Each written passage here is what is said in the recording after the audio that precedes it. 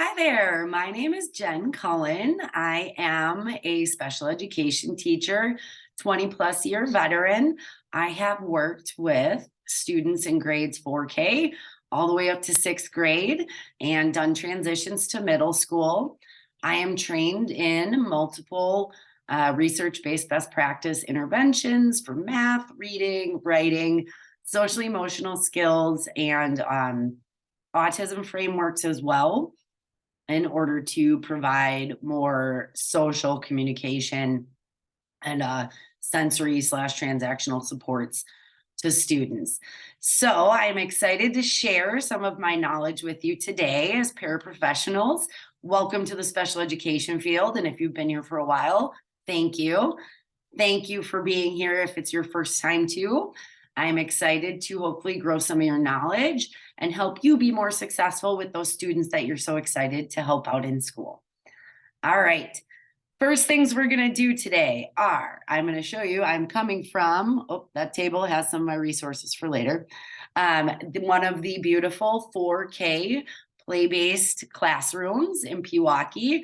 I thought it'd be kind of a fun little backdrop and more exciting than my house. So just while we're not sharing a screen, it's kind of a beautiful environment just to kind of see where I'm kind of coming from, that it's not a traditional sit at a table and work. The students are really having to exert a lot of control and flexibility and sharing and things like that. So it really is kind of a neat, different way to do a 4K program. So I wanted to share with you a little bit. All right, I am also a mother. My son is 20. He is going to be a junior at UW-Eau Claire. He's doing something in regards to music. So I've done something right so far. He's made it this far, right? And on that note, we are going to start diving in. The first thing I'm going to do, because I think you know we're talking about executive functions today, is ask you to exert some of your own. I'm going to ask you to plan, to prioritize me and this information today for the next a little bit of time. Understanding that all of our brains are really busy and we're thinking about what's going on at home. We're thinking about other things that we need to get done. We're thinking about the transitions that are coming in our lives too, and those extra layers of work that are getting added on there for us as we look at going back to work, and our kids do too, right? Those are what we call internal distractions. Those are things that aren't necessarily going on in this immediate environment, but they are things that are important to us that our brains do prioritize. And that's real. And it's real for all people, our students too, whether they're teeny tiny or they're all the way up in high school. The little ones are thinking about their moms and dads and toys and maybe wanting to watch videos or playing with certain things. And older kids are maybe thinking about and distracted. What's happening in my video game? Am I missing a snap on Snapchat? Something's happening on social media. I'm going to miss it. It's hard to pay attention. We have a lot of distractions, a lot. And the more distractions we have kind of coming at us, the harder it is to prioritize or make certain things that most important thing to our brains, right? Because when we talk about executive functions, we talk about learning, we talk about how we take information in, how we use it, how we store it, that's our memory, right? And then how we can retrieve it and use it again. But right now, you have to filter your environment and filter down your brain and try to focus on this, please.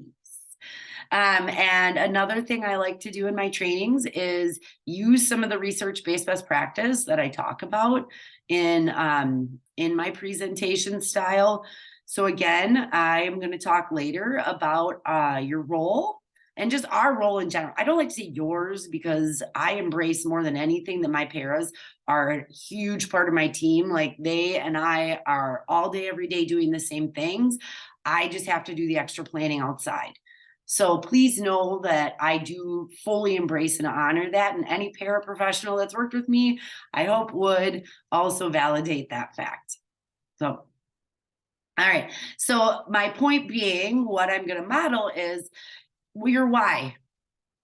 you know that this is about what you're going to be kind of undertaking this year as a paraprofessional for a special education student. But another piece of the why is, guess what?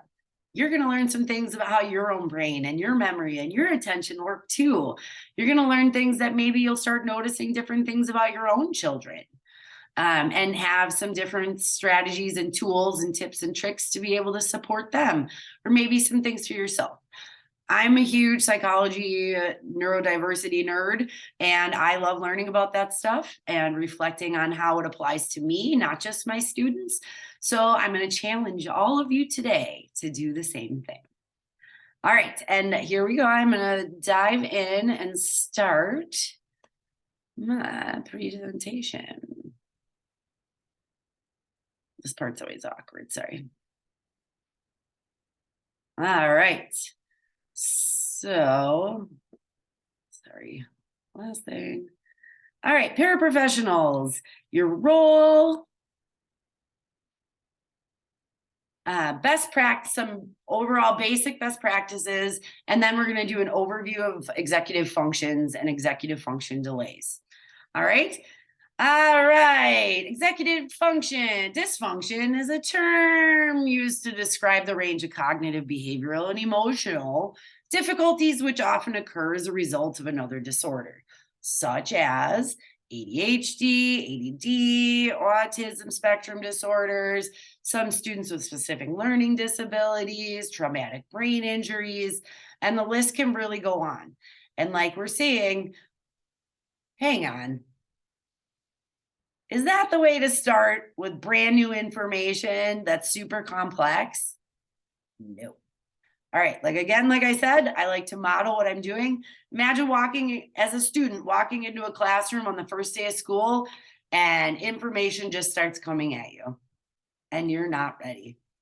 How did you feel? Did you want to engage? Did you want to listen? Were you ready? Did you know what to expect? So just think for a second about how you felt, and then let's see if you're more ready to attend after seeing this slide. To-do lists and making lists and numbering things are a huge research-based best practice that I will repeat over and over and over. It's a visual strategy. Even at the younger ages, we use the numbers and the letters and color coding and things so students know the order and how many things they're going to be asked to do. Okay, so we'll talk more and more. I really want you to embrace that that's a huge part of your role, is giving that clarity, alleviating anxiety, giving that clarity, providing the students with the tools and strategies and information they need to really be successful to work and learn alongside their peers. All right, so our list today is, we're going to do an overview of your role, okay? And then we're going to do a brief introduction to executive functions of the human brain. But we're really going to focus more on attention and emotional regulation, and those are going to be in separate clips. So I'll do a big overview, and then I'm doing a whole section on attention and strategies to support attention, and then another section on emotional regulation and tools and strategies and best practices to support students in that area too. All right. Now, I want you to think, how do you feel knowing this now that you have the list? Did it alleviate some anxiety about how long it's going to take, how complex it's going to be, if it's going to be stuff you already know, like when we're going to be done? I was trying to preview for you, right? So you kind of know what to expect. I also quantified for you, so you know about how many things, how long. And then I also wanted to make sure that I ask you if you're ready, right? Because as a self-aware neurotypical adult will say, I can say if I'm ready. If I'm still thinking about something else, I could say, I just need a minute, right? And that's me regulating my own attention, saying, I'm not ready to attend yet. I will be in this 1 minute when I get this off of my brain's plate. All right. So research-based best practice, have a list, numbering things. It just really helps alleviate anxiety. And I want you to think over and over and over as we go through this. This is really a mantra that I use throughout all of my teaching, is that all people can only work and learn and play and think and communicate and socialize effectively when they're calm and safe and regulated and their basic needs are met. We really can't. We can't do it effectively when we have those other things going on. So again, our students already have neurodiverse brains. So they're already coming into the world with challenges. So again, giving them tools and strategies to alleviate some of that anxiety so that everybody can just feel calm and relaxed and ready to work and learn. Are you ready? Me too. You can tell I'm a 4K teacher, right? All right, we're going to start defining your role. Paraprofessional, the heartfelt hero, using their talents to help students discover their own. Wow. Dedicating their time and energy each day to the students in their care and doing it all while meeting the individual needs of the many. That's a huge, huge job, right? That's why it's a hero. I'm so sorry, I forgot. I can't push stop on these when I'm doing such long segments, or I'd have to re-record. So I apologize if you get some itches and some coughs once in a while. I'm not sick. Anyway, you are crucial members of a school community, a classroom community, and professional staff and student teams. Like I'm saying, I can't do anything without my paras. We need to have the same information, the same understandings. We need to be able to use the same tools and strategies with the same students so that they get the consistency they need. And then they can make the progress that they need to make.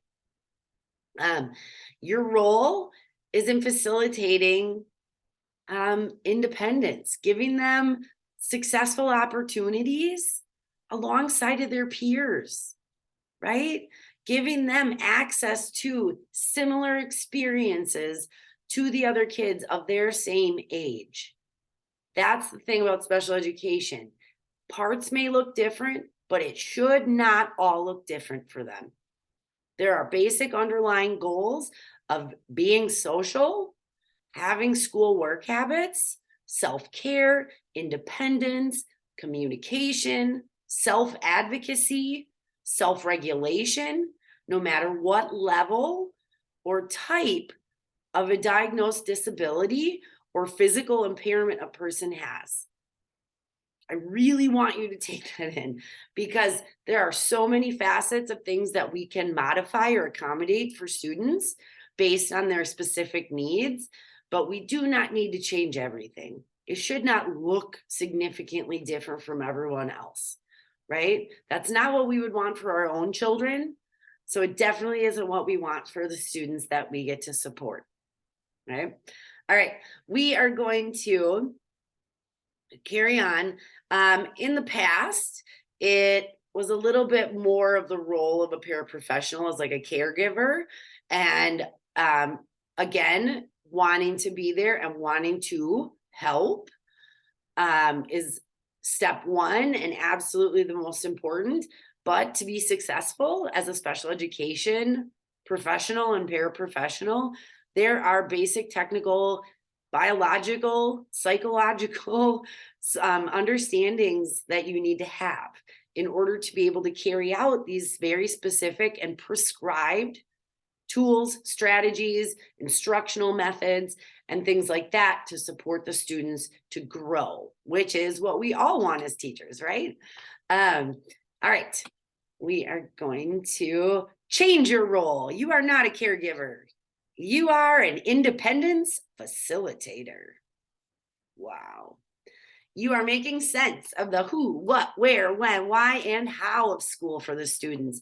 Like I modeled earlier for you, where I just kind of dove into executive dysfunction without giving you any kind of a list or a heads up or foreshadowing or anything like that. I didn't answer any of your questions, even if you had seen the title of my presentation today, right?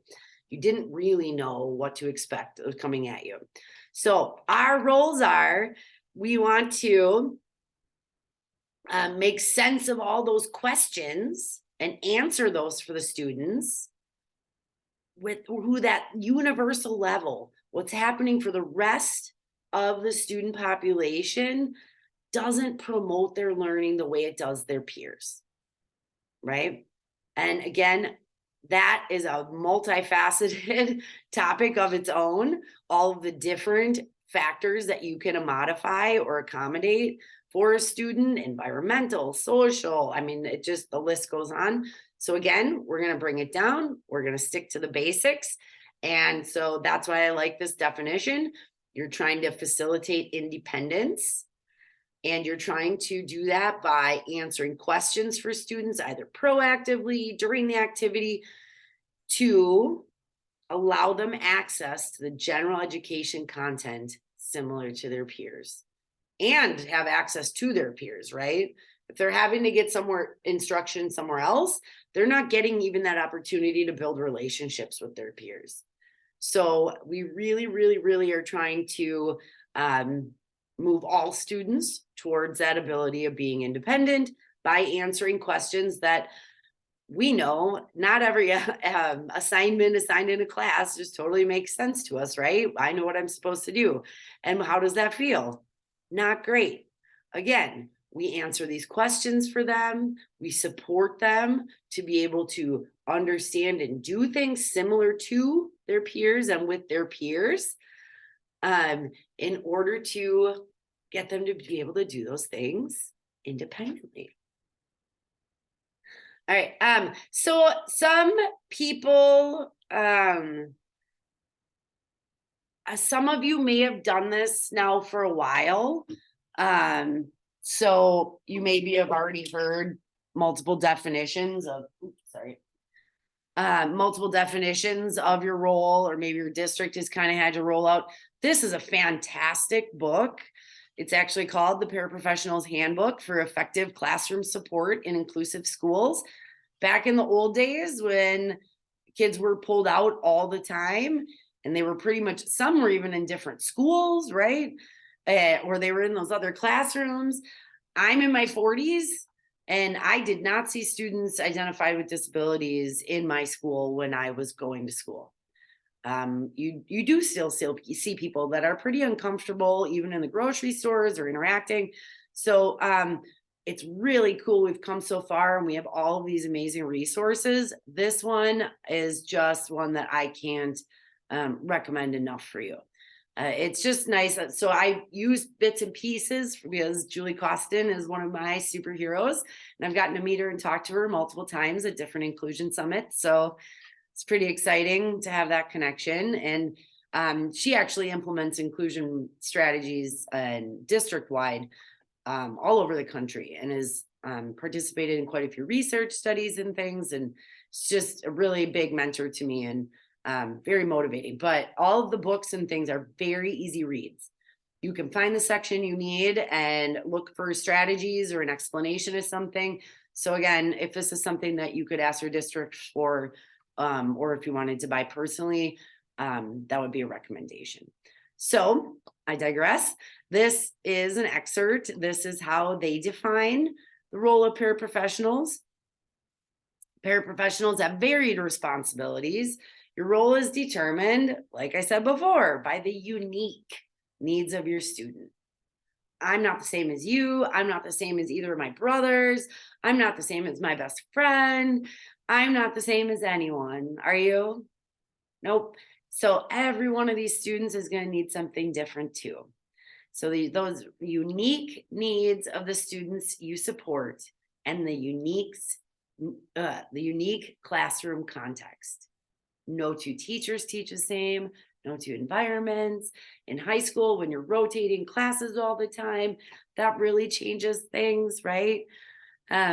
So we have that uniqueness, or like I like to say, that diversity in students' needs and contexts. because we know that needs change based on the context. And these responsibilities generally include supporting students in these areas. So again, if you're just starting out in this role, this is just a really brief overview of some examples of things that you might be doing with students. I really want to make sure everybody has a foundational understanding before we dive into heavier concepts down the road.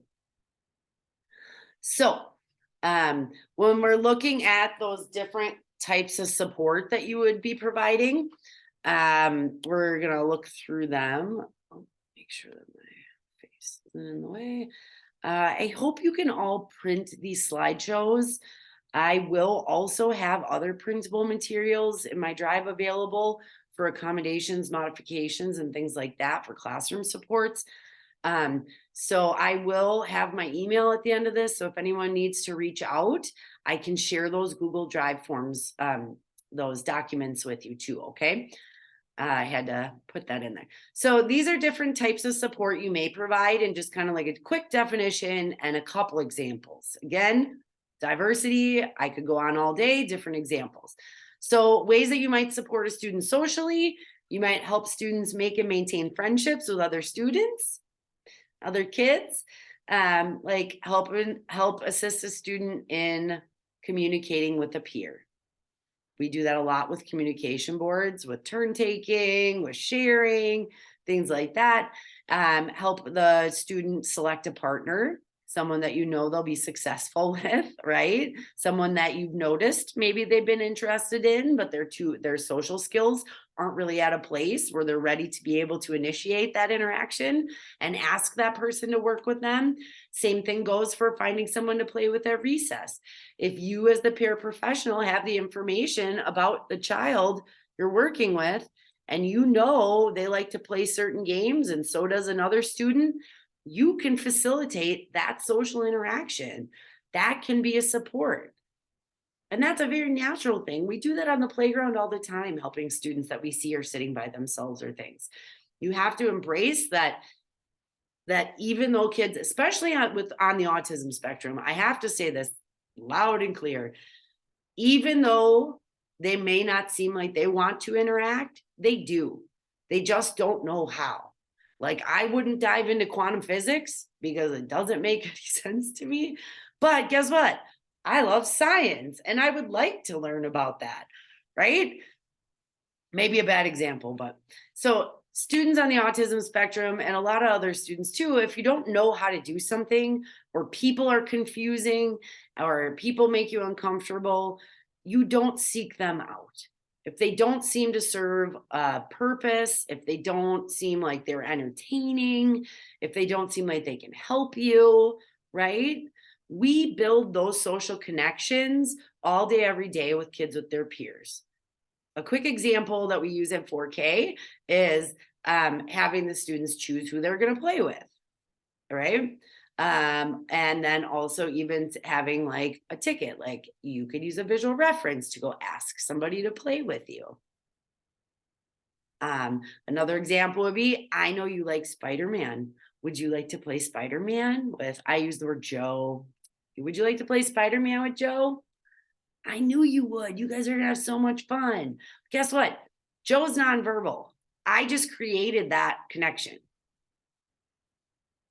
So social supports, those are things that we can really do. I wasn't in their faces, wasn't making it happen. I'm not hand over handing, physically saying, you need to go play with this boy. You make it naturally occurring as much as humanly possible. And we'll talk more later about how to do that effectively. Academic support, I think this is the area that most people are most comfortable with, because it is, we know school is mostly about the academics. We do have all the other aspects of the social and communication and lifelong learning skills and tech skills and all of those pieces. But the academics, we know, helping students as they attend to the academic content, learn new material. So helping a student get ready for tests, helping them take notes, outlining a chapter, putting together an insect collection or presentation, supporting them as they complete modified work. And sometimes some of that academic is really also that work habits that kind of goes hand in hand. Understanding how to complete graphic organizers and how to, you have to do 1, 2, 3, 4, 5 before you can go take a break.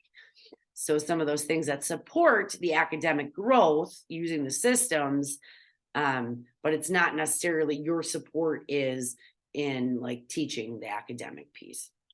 Makes sense. A lot of the academic support is really going to have to be done in collaboration with your classroom teachers and your special education, your case manager person, too. So just understand that that's going to look different for every student as well. Other types of support you might provide would be physical. And this is students who have more the limited mobility. They would qualify under something called an orthopedic impairment or an other health impairment. Orthopedic is more of the big gross motor movement. And some of the other health impairments have been like minimal use of one half of the body, or temporary, where maybe they have muscle freezing or things like that, where they temporarily don't have muscle use. So, and then they also finding gross motor skill delays. We do a lot with students who don't have the fine motor skills, giving them different tools and strategies for being able to do written work activities. There's a lot of it in school. So having different tools and strategies that you can, and modifications, ways to accommodate for the fact that they have limited mobility and that they have physical limitations, but still, how can we provide them access to the content, their peers, the environments, all of the special things that we get to do at school. I just realized a typo. So some of the other students, you may be feeding. You may be in 4K, we change diapers because the kids aren't there yet, right?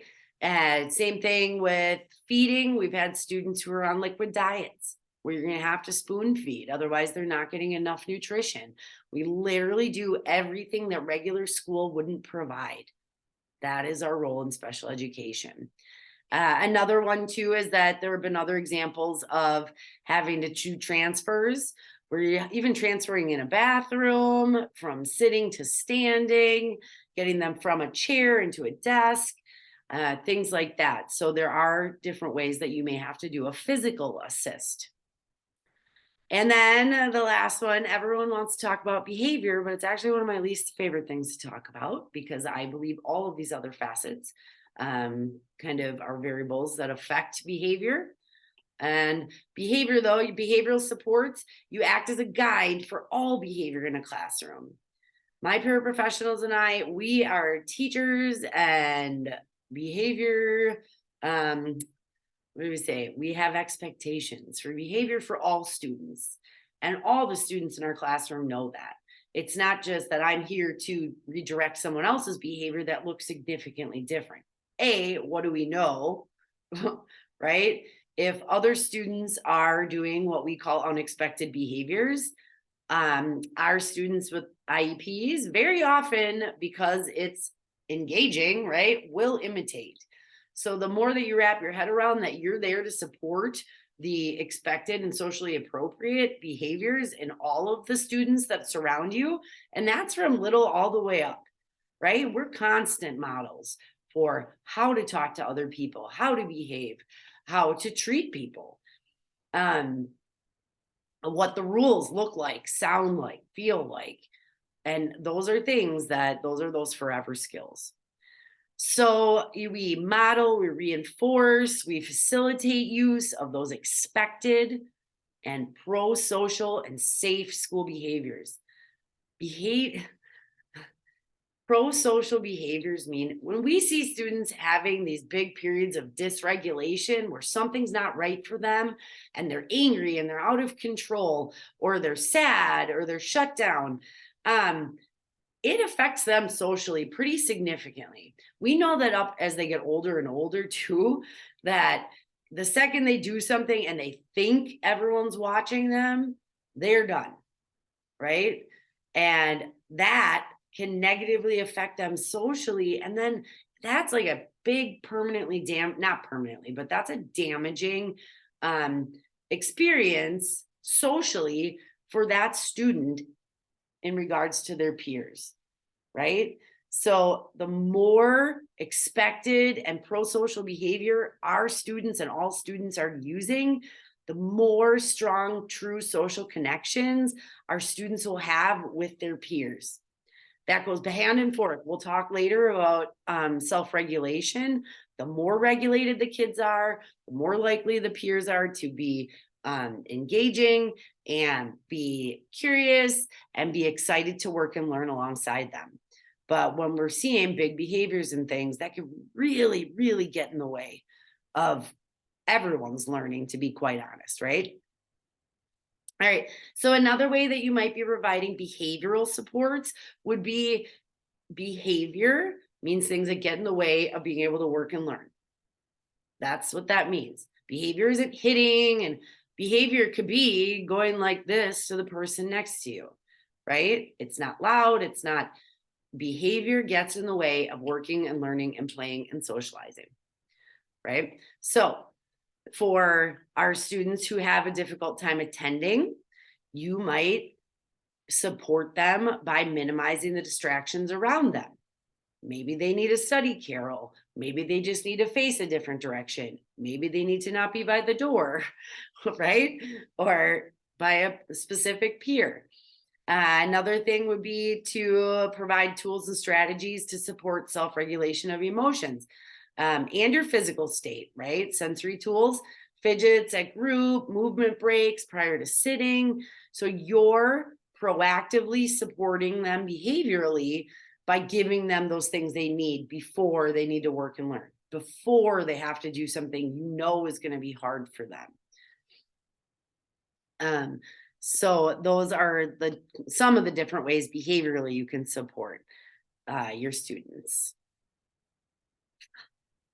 This is just one of my favorite. I know this goes back to the old school, but I feel like we can apply this to parenting now too. Like, I feel like I went through as a parent, I went through all of these phases. I don't know about you guys, but if you're parents, but you realize pretty quickly that when you overhelp your kids, they get annoyed with you. And then all of a sudden one day you want them to be able to do it by themselves. You're like, I know you can do this. Why can't you do it by yourself? Well, when somebody's been over helping you, right? Or always been there, do you believe you have to do it on your own? Do you believe you can do it on your own? Are you going to initiate that task on your own? So this is just a really cool way to think about it. It's just one of those things, like, we all want to help, and we all have a different capacity and understanding for helping, right? And supporting at school. And wherever you are in your journey as a paraprofessional, you have different skill sets than the person sitting next to you or the other people that you're working with. So just understand, this is not a judgment, but this is just those big global understandings. I want you to try to start internalizing that these are those things that actually get in the way of kids building social relationships. These are the things that get in the way of kids becoming independent and being able to do things by themselves. And I don't know about you, but I feel way better, way more proud of myself. And I have a stronger sense of self-respect and self-esteem when I know I did something by myself, even if it was really hard, right? Failure is not an option in so many cases. Doing things like this, if you would have asked me 6 years ago, I would have laughed and said, no way, I'll be red and sweating the whole time. I'm going to lose my train of thought constantly. And again, you see, I do sometimes too. I have notes to help me stay attending, but being able to stand in a room and talk to yourself is really hard for me. But I've learned how to do it. I have tools, I have strategies, and now I can do it all by myself. If someone would have been holding my hand the whole time, I wouldn't have been able to do that. So great visual depiction. Visuals are powerful tools. of the things that we really don't want to be doing. These are the things that are a little bit too restrictive, we say. Restrictive means it's more unlike their peers, if that makes sense. All right, let's see. All right, so these are the things that we really don't want to try to be, right? I'm sorry. I lost my train of thought. My attention fleeted. That's what happens. I can't even sustain attention. And I'm trying to be aware of it the whole time. And I'm sitting here with it right in my face, right? It really is. It's really interesting when you start paying attention to what you are attending to and when yours fleets and how you're moving and things. It's really neat. And then think about, how do I get myself back there where I'm supposed to be? Right. So that's what I have to do. Usually I just stop. I acknowledge I lost it, bring it back. I'm ready. All right. So this is just another example of how some students feel when they're over supported. Over supporting kids, like I said, if my boss held my hand all day when I was at school, I wouldn't look like a professional to my colleagues, right? My peers. I wouldn't look like I had any capabilities, probably having another adult walking around with me. But if they were opening doors and, doing my work for me and helping me with my art projects, what am I really doing here? Right? What's my why? What's my engagement? So again, this is not a crucify. This is not a judgment. These are just research-based facts that we know about people. It's not just kids identified with disabilities. It's all kids, right? It is truly all kids and all people. I'm sorry, I have to take that back. It's not just kids, it's all people. So we really want kids as independence facilitators to be independent. So over supporting, again, it's not good for student self-esteem. It's not good for student initiation and their sense of, I can do this. Like it says here, they're panicking when somebody's not around. What happens the day you have a substitute, right? What happens? They have to be able to do some things independently. And guess what? If you're doing the work for the student, and this isn't very often, just know that, but a lot of times it's like projects and things like that down at the lower levels, and it doesn't look right. What is the purpose of that activity for the student if they didn't do any of it? You always want to think of how many levels of involvement the student can have. The most levels is always our ultimate goal again. So take that responsibility off yourself.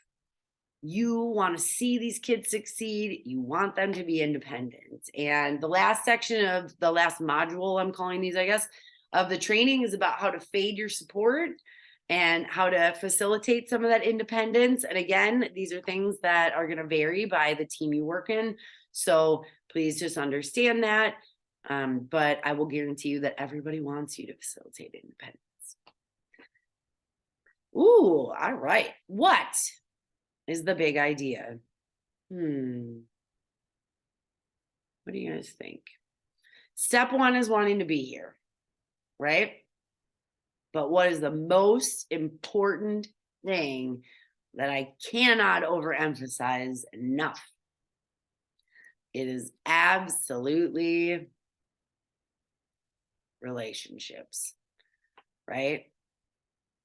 Just like me, I do not want to go and work for someone that, I don't feel values me or treats me well or respects me or thinks I'm capable or thinks I'm competent. They think I'm incompetent. What's your motivation? What's your why? Kids feel the same way. And very often students identified with individual education identified with disabilities or have individual education plans, they're already pretty tired. They're working very hard at school.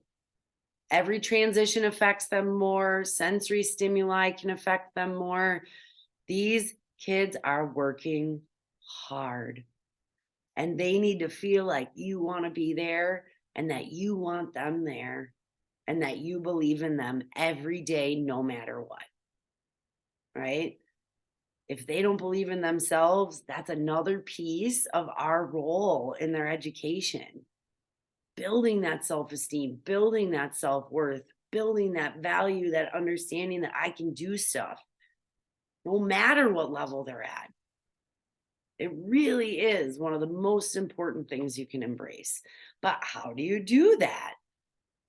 Do you get to walk into school on the first day of school and the kids just all love you and they want to listen to everything you say?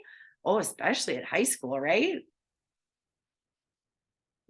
No, no, no, no, no, no.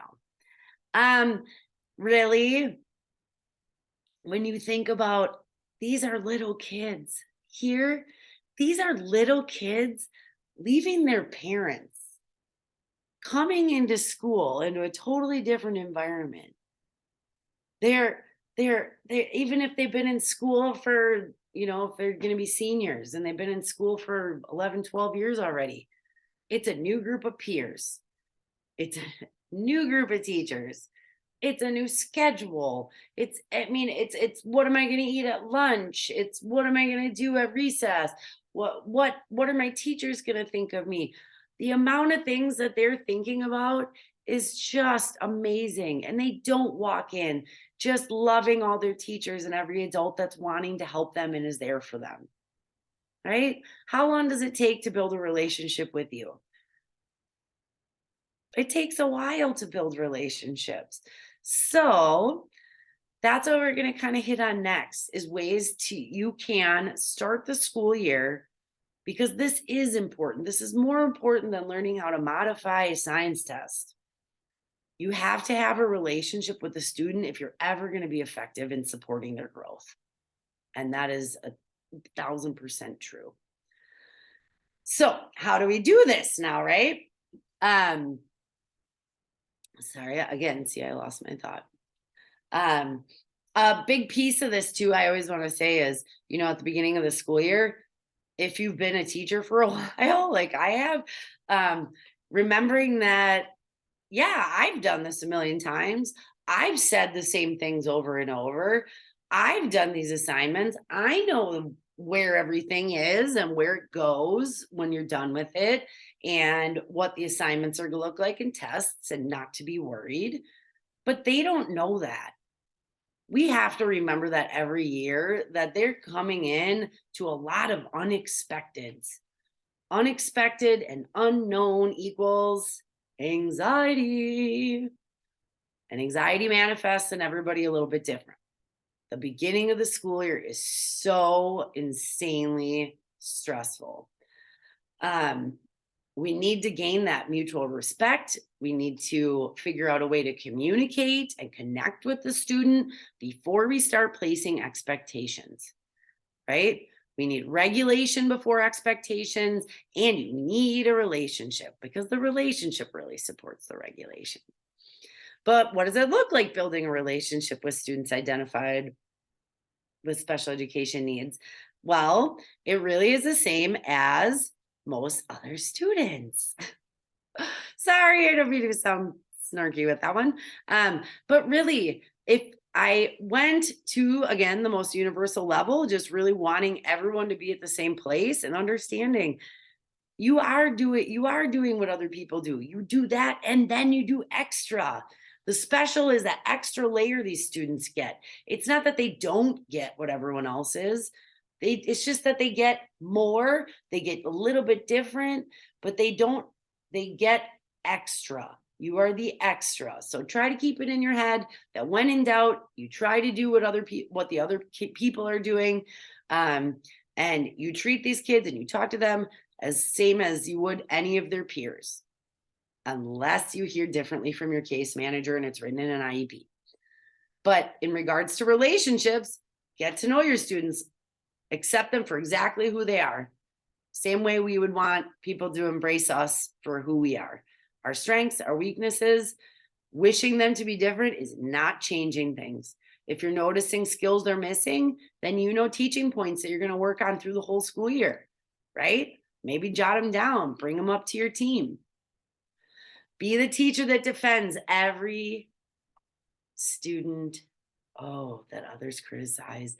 And this one is a big one for me because we also have to be the biggest advocates for our students.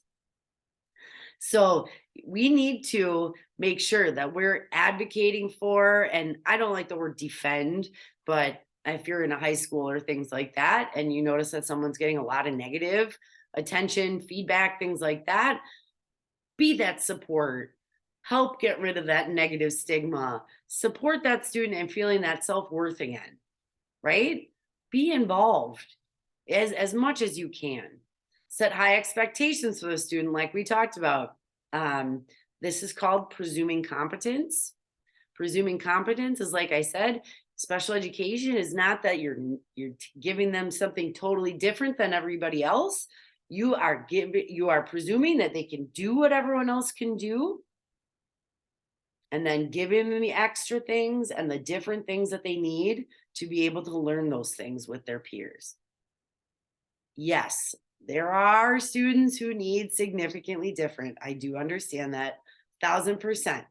But global understanding, when in doubt, presume competence, assume they can do things, right? The same way we would want people to assume that about us. Recognize student potential, notice those strengths and weaknesses right off the bat. And as much as you can use those strengths, do it. Be empathetic and teach empathy. That's like the modeling I was saying before. Saying, oh, you fell, that must really hurt. Isn't that sad that so-and-so is sad? So really teaching your students to notice other students' feelings helps them realize that you, as an adult in their space, is somebody that notices and thinks about the feelings of everyone. And that is at high school, that's a huge one, right? That I hear a lot of, kids not feeling connected to the adults that are around them, and not everywhere again. Same thing goes down in elementary too. But that teaching and modeling empathy really does bring kids in. They notice it, they feel it, and that makes them feel safe and calm. Providing the safe environment, being positive and energetic, obviously. Some kids can handle it, some can't. Some you're going to have to be quiet with. You're going to have to kind of learn that as you get to know your students. But again, having that energy, you modeling that positive attitude, especially at the beginning of the year when we know things are going to be hard, they're dealing with big changes, they're leaving their safe, happy places and coming out of a schedule that was more focused around what they enjoyed, and now they're getting pushed into a schedule. And a lot of times it's a lot longer too.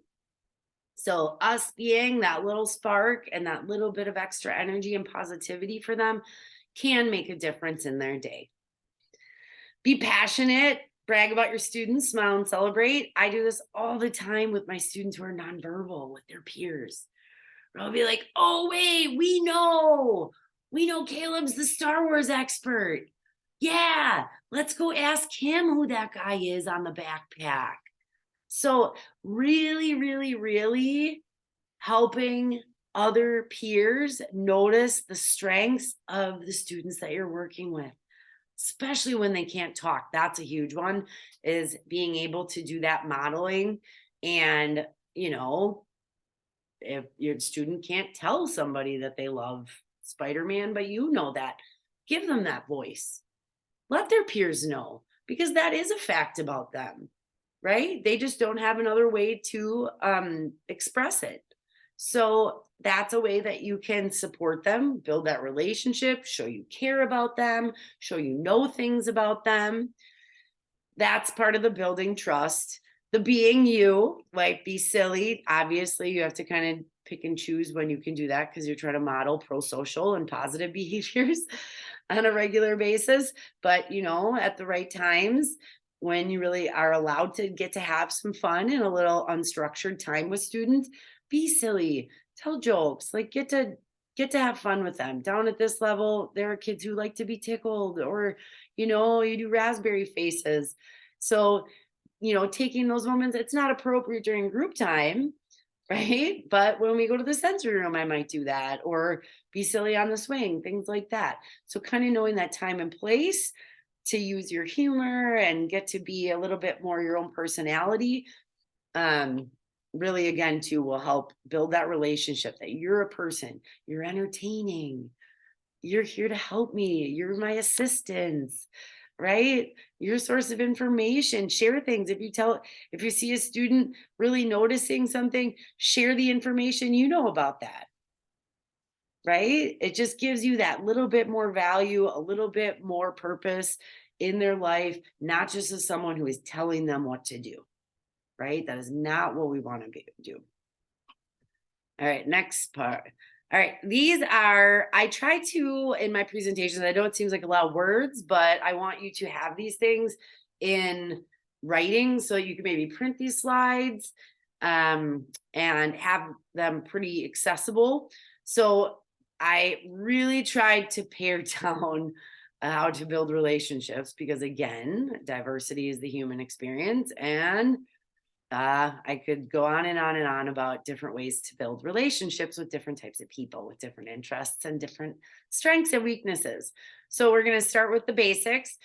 Respectful communication. We talked about this both with and about the students in your care.